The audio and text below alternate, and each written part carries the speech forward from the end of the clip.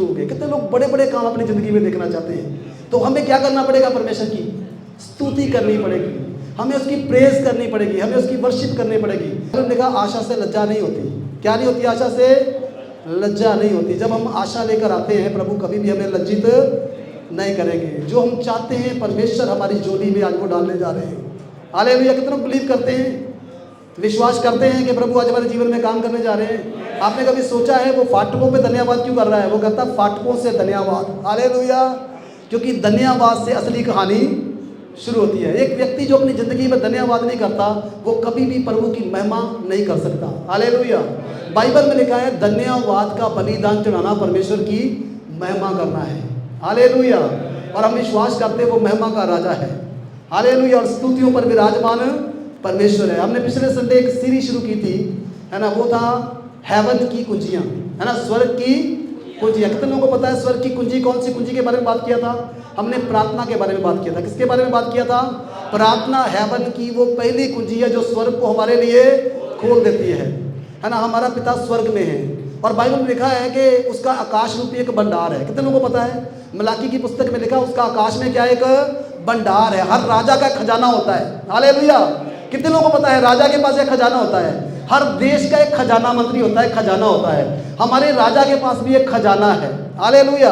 और वो खजाना पता कैसे खुलता है? विश्वास के द्वारा वो खजाना हमारे लिए खुलता है। और यीशु मसीह में वो खजाना जो है वो छुपा हुआ है। सारे बोले हालेलुया। सो वो राजा कहता है कि धन्यवाद। एक व्यक्ति जो धन्यवाद नहीं करता कभी भी अपनी ज़िंदगी में दूसरे चमत्कार को नहीं देखता। जब आज आपके जीवन में समस्या है, आपको उसके लिए धन्यवाद करना जो पहले आपके जीवन में परमेश्वर ने किया है। कितने लोगों के जीवन में परमेश्वर ने कुछ ना कुछ किया है ना। कई बार हम सोचते नहीं, हम देखते हैं हमारे जीवन में क्या नहीं है। आप सोचेंगे ना आपके जीवन में क्या है तो फिर आप धन्यवाद कर पाएंगे। अभी थोड़े दिन पहले मैं जा रहा था घर को और रास्ते में एक व्यक्ति था जिसको मतलब कि हाथ भी काम नहीं करता, उसकी एक टांग भी काम नहीं करती। बड़ी मुश्किल से पैदल चल के वो जा रहा था रोड पे और मैंने अपनी कार को खड़ा किया और मैंने कहा आप आओ बैठो, मैं आपको वहाँ पे छोड़ देता हूँ। और मैंने एक चीज़ सोची, मैं क्या हम कई बार तंदुरुस्त शरीर होते हुए भी परमेश्वर का धन्यवाद नहीं करते। जिसके पास तंदुरुस्ती नहीं उसको पूछ के देखो, है ना, कि आपको प्रभु ने क्या दिया है।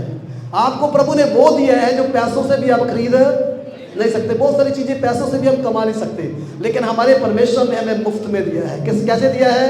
मुफ्त में दिया है। ताली बजा लीजिए परमेश्वर के लिए।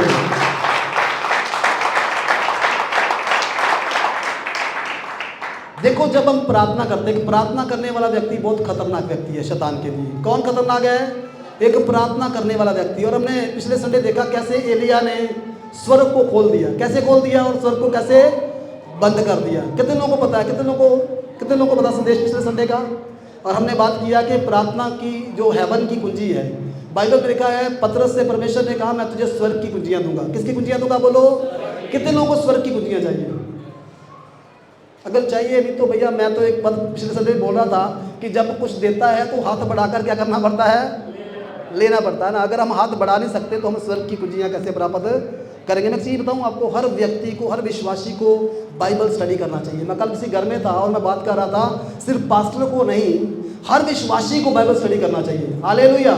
हम एक खास टाइम परमेश्वर के वचन को पढ़ने के लिए देना चाहिए, क्योंकि अगर हम परमेश्वर के वचन को पढ़ने वाले व्यक्ति है ना, यहोशू से परमेश्वर ने कहा विवस्था की ये पुस्तक तेरे चित्त से कभी भी उतरने ना पाए। अभी पास्टर नसीब बात कर रहे थे मूसा के बारे में। मूसा जब उतरा पहाड़ से, उसके चेहरे पर क्या था?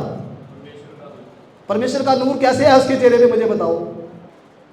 परमेश्वर लगातार मूसा से बात कर रहा था। मूसा नहीं बात कर रहा था, कौन बात कर रहा था? परमेश्वर मूसा से बात कर रहा था। और ये वचन की महिमा है। किसकी महिमा है?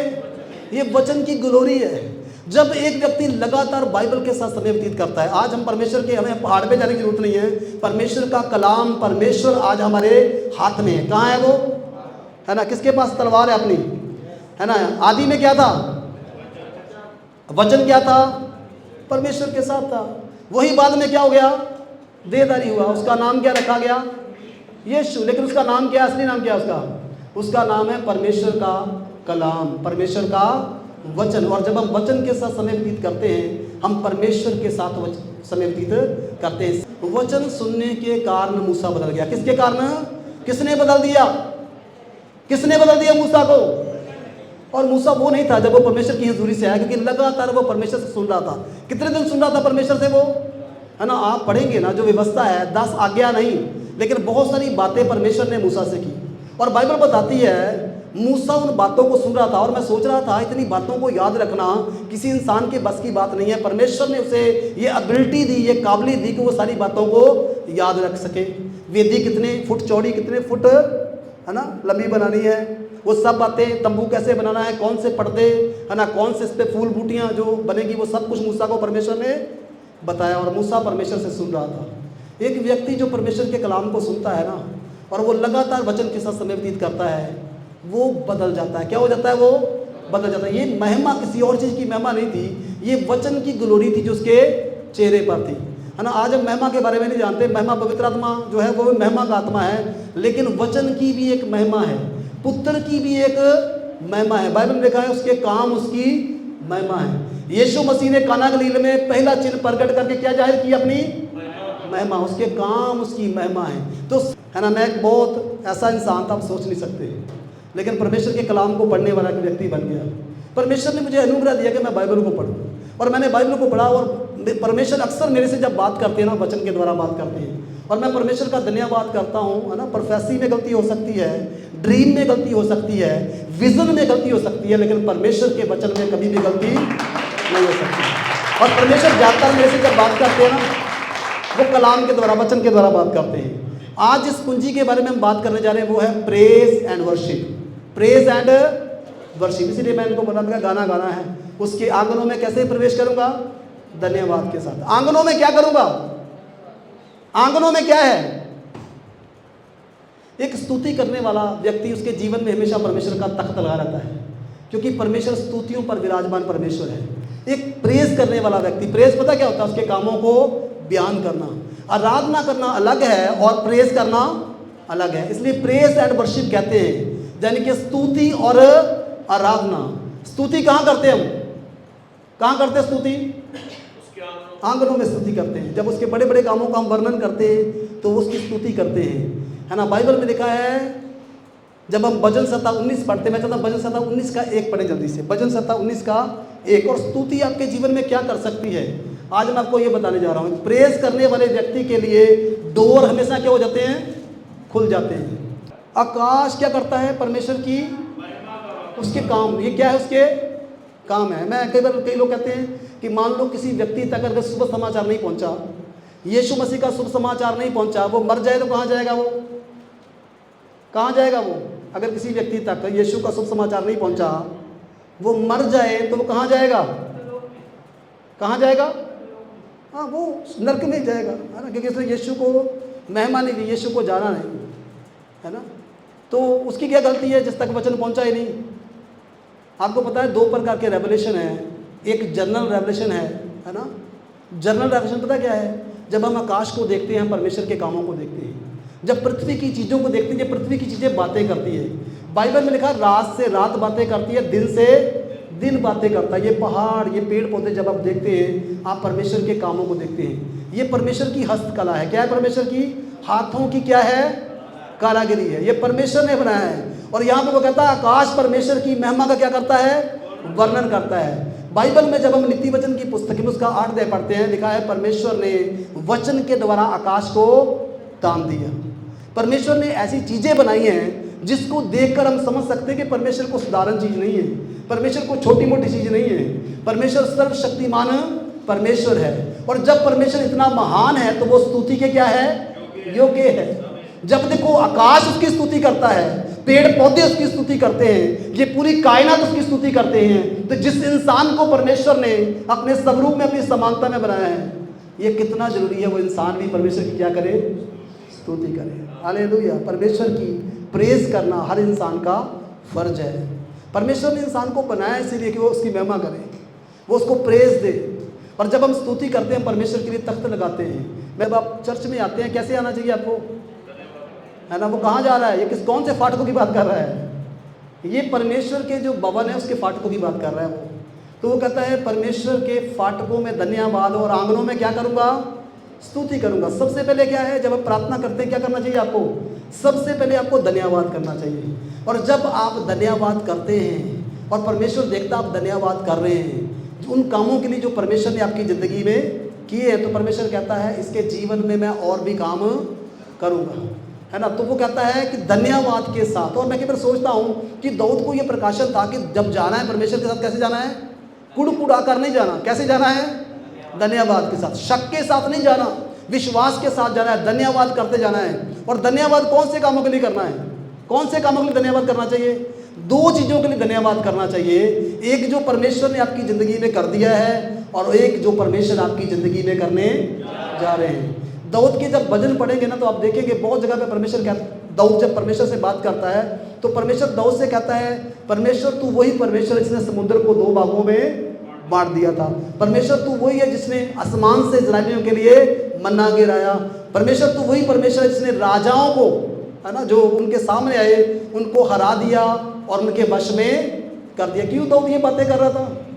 वो परमेश्वर को बता रहा, परमेश्वर जो तूने उनके लिए किया तू मेरे लिए भी करने की सामर्थ रखता है। आप सोचकर देखो, कुछ चीज़ें ऐसे नहीं लिखी गई, लेकिन दाऊद को पता था परमेश्वर की प्रेज करनी है, परमेश्वर के कामों का क्या करना है? वर्णन करना है। परमेश्वर के कामों का वर्णन करना ही क्या है? परमेश्वर की स्तुति है। जब पेंतीकोस्त के दिन लोगों पर पवित्र आत्मा उतरा, क्या कर रहे थे वो? अन्य भाषा में क्या बोल रहे थे वो? अन्य भाषा बोल रहे थे, लेकिन लोगों ने क्या सुना? लोगों ने परमेश्वर के बड़े बड़े कामों का वर्णन करते हुए उन्हें सुना। इसका मतलब पता क्या था? इसका मतलब ये था कि वो परमेश्वर जिसने बड़े बड़े काम किए आज उनके बीच में उतर आया है बड़े बड़े काम करने के लिए।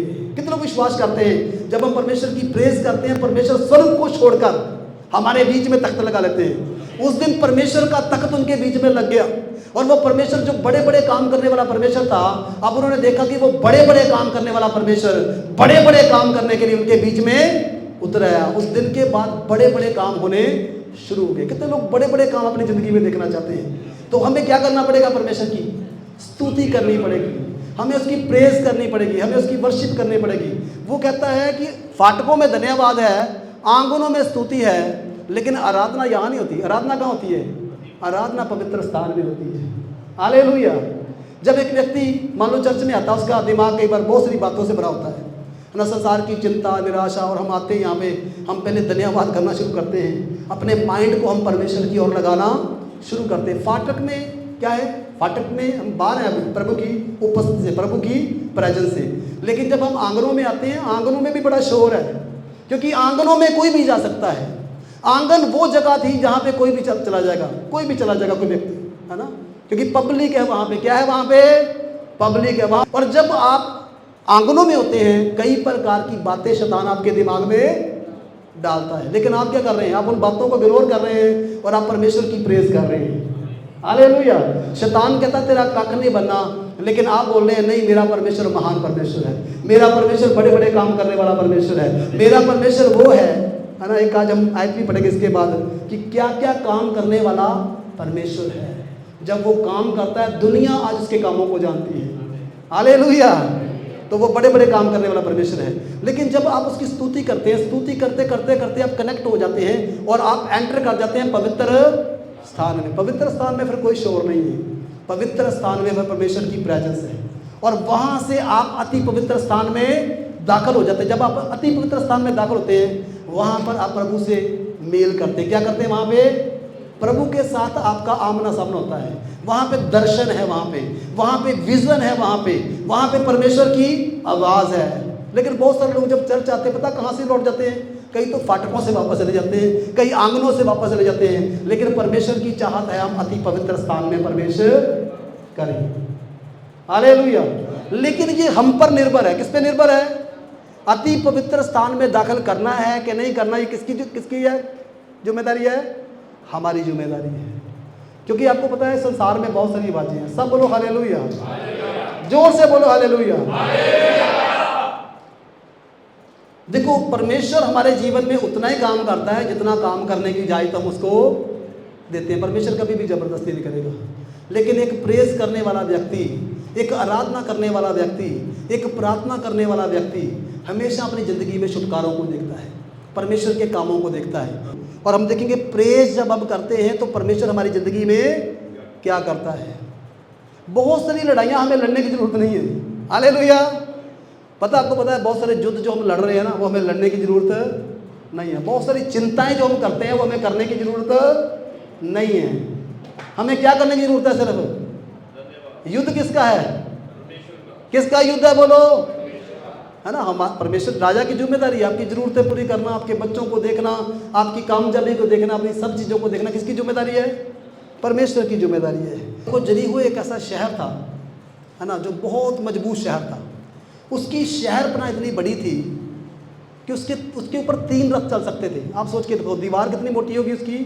जितना हमारा चर्च की चौड़ाई है ना, इतनी मोटी उसकी दीवार है, जिसके ऊपर 3 रथ चल सकते हैं। जब वो युद्ध करते थे, वो दीवारों के ऊपर रथ चलाते थे और युद्ध करते थे। इतनी बड़ी दीवारें होने के बावजूद भी क्या है, वो डरे हुए हैं। किन से डरे हैं वो?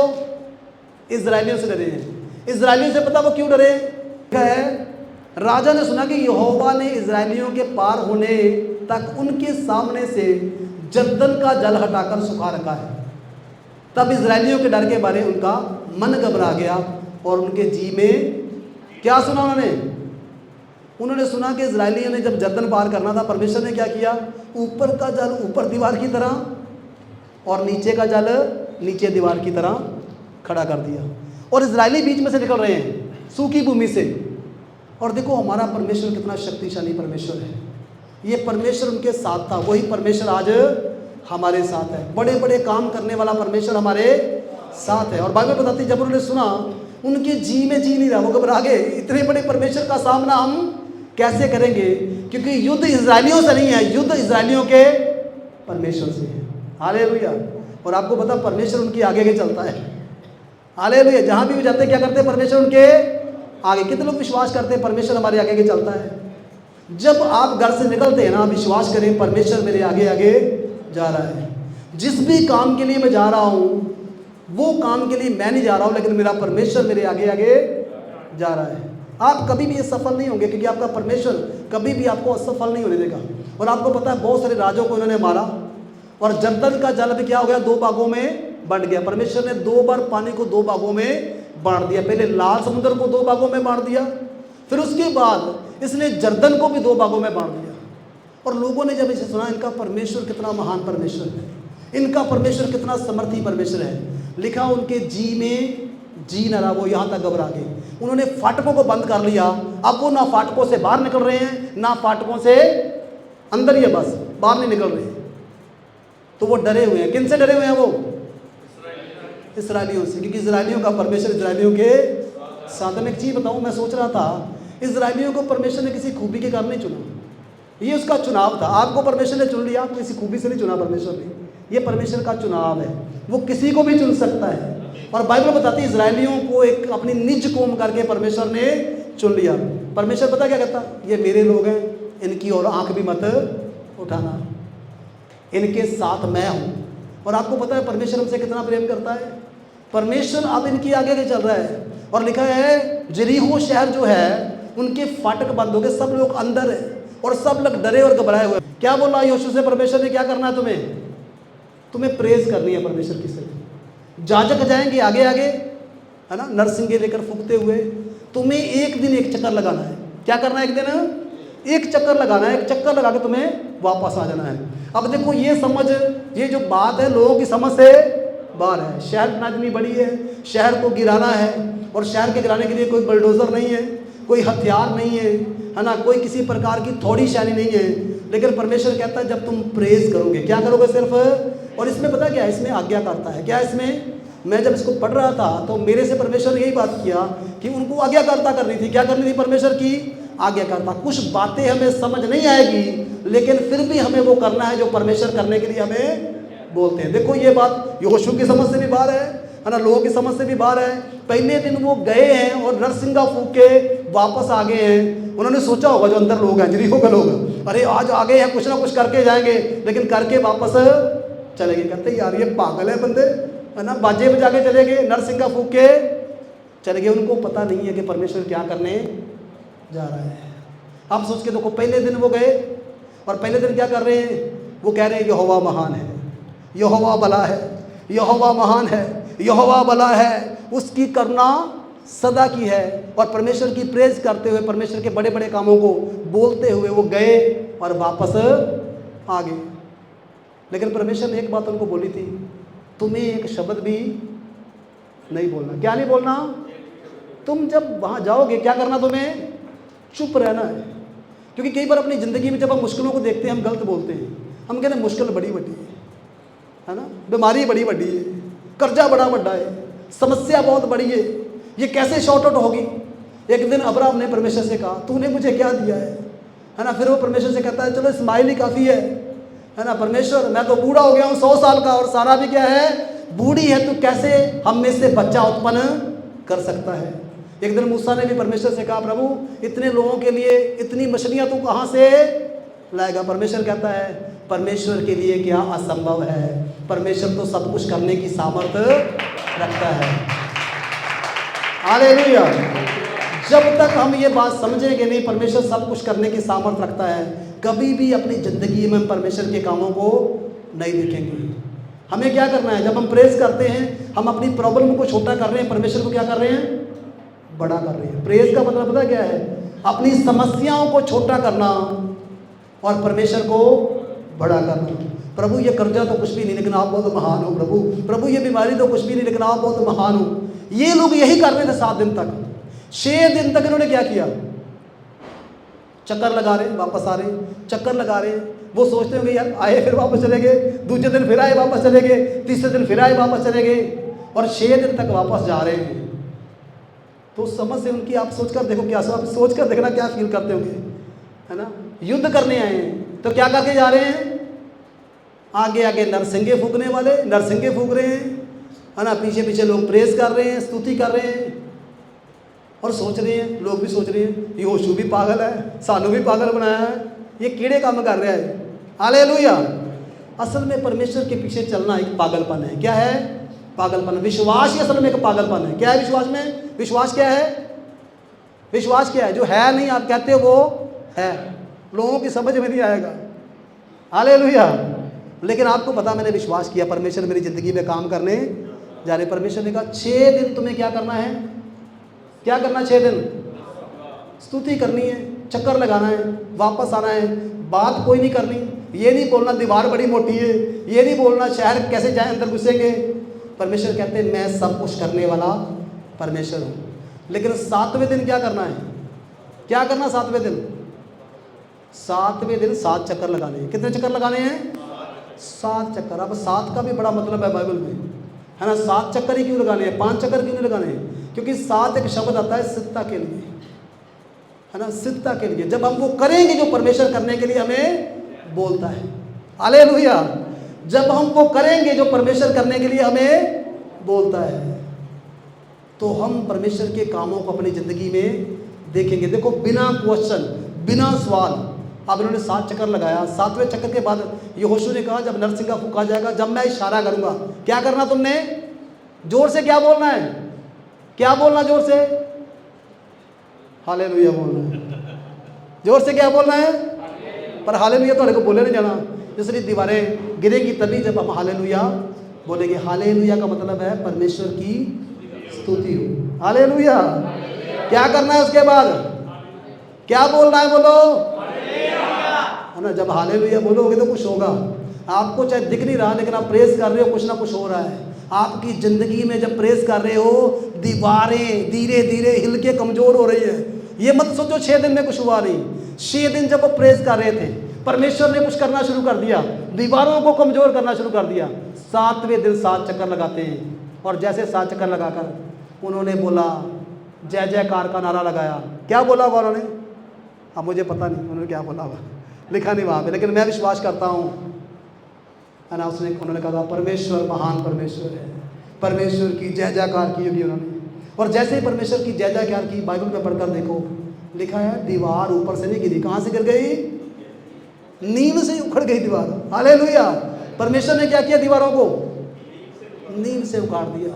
क्योंकि हमारा परमेश्वर ऊपर से काम करने वाला परमेश्वर नहीं है, हमारा परमेश्वर जड़ से काम करने वाला परमेश्वर है। कर्जा जड़ से उखड़ जाएगा, बीमारी जड़ से उखड़ जाएगी, समस्या जड़ से उखड़ जाएगी जब हम परमेश्वर की स्तुति करेंगे। प्रभु यीशु मसीह ने कहा ना, अगर तुम कहोगे पहाड़ से उखड़ जा, क्या करेगा, वो उखड़ जाएगा और समुद्र में जा गिरेगा। आपको पता समुद्र में क्यों गिर जाएगा वो, इसलिए गिर जाएगा उसका मलबा भी नजर नहीं आएगा। तुम जिन समस्याओं को आज देखते हो वो समस्याएं तुम्हारे जीवन में एक दिन नजर भी नहीं आएगी।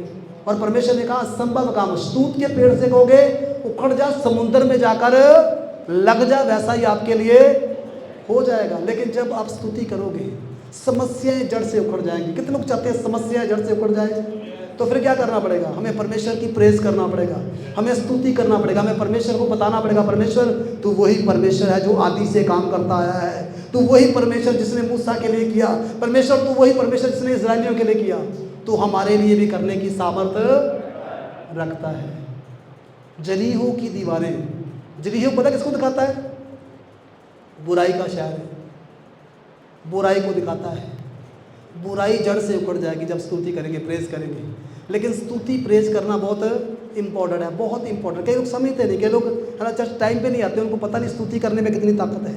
जब हम समझ जाएंगे स्तुति करने में कितनी ताकत है, एक परमेश्वर की उपस्थिति से प्रेम करने वाला व्यक्ति एक दुनिया का आशीषित व्यक्ति है। हालेलुया। जरीहो की दीवारें जड़ से उखड़ गई और जो परमेश्वर ने कहा था परमेश्वर ने वो किया। इस्राएलियों ने अपनी अपनी जगह से बढ़े और बढ़कर उनके ऊपर कब्जा कर लिया और सब कुछ क्या कर दिया? ख़त्म कर दिया। ये एक शहर था जिसको जीतना बहुत जरूरी था। आपको पता है जरीहो किसको दिखाता है? जरीहो परीक्षा को दिखाता है। किसको दिखाता है? परीक्षा को दिखाता है। आपकी ज़िंदगी में शैतान बरकत से पहले क्या आती है? ऊंचे होने से पहले क्या आती है? परीक्षा में क्या करना है?